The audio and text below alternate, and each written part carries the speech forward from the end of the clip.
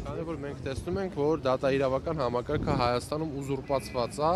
եւ դատարանները որոշումները կայացնում են քաղաքական մոտիվներով եւ քաղաքական հետապնդումներ են իրականացնում եւ քաղաքական հետապնդման գործընթացի գործիք են դարձել Նիկոլ Փաշինյանի ձեռքում։ Այստեղ ենք ասելու, որ աջակցում ենք Դավիթ Համբարձումյանին, այստեղ ենք ասելու, որ չենք համակերպվում օրվա կառավարչի գործողությունների հետ եւ այստեղ ենք ասելու, որ միասնականությամբ միայն կարող ենք հաղթել այս իրավիճակը։ Այսինքն իրավիճակ է, որ հստակ գործողություններ են արվում ընդդիմադիր համայնքապետերի, ընդդիմադիր գործիչների նկատմամբ շինց ու քրեական գործերի շրջանակներում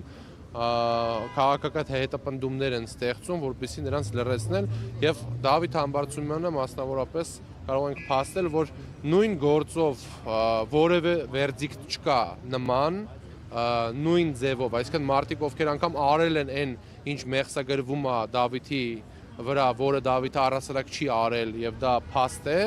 չկա նման որոշում, որ 6 տարի 3 ամիս ազատազրկման ենթարկեն։ Դավիթ Համբարձումյանը քաղաքական բանտարկյալ է եւ մենք այստեղ ենք ասելու, որ Հայաստանում կան հարյուրավոր քաղաքական բանտարկյալներ եւ քաղաքական այս ռեպրեսիաները այնքան են լինելու, մինչեւ այդ տարանջատման օպերացիաները շարունակվեն, մինչեւ չսոսնձվի միասնական գործընթաց չձևավորվի,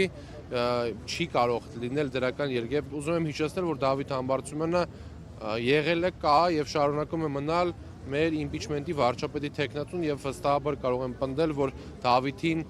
կալանքի են տարել հենց նրա համար, որպեսզի խոչընդոտեն այն գործընթացը, որը մենք սկսել էինք եւ Դավիթը կարող էր չվերադառնալ Հայաստան, բայց եկել է Հայաստան, որպեսզի պայքարի եւ Դավիթը ընտրել է պայքարի ճանապարհը անգամ բանտում։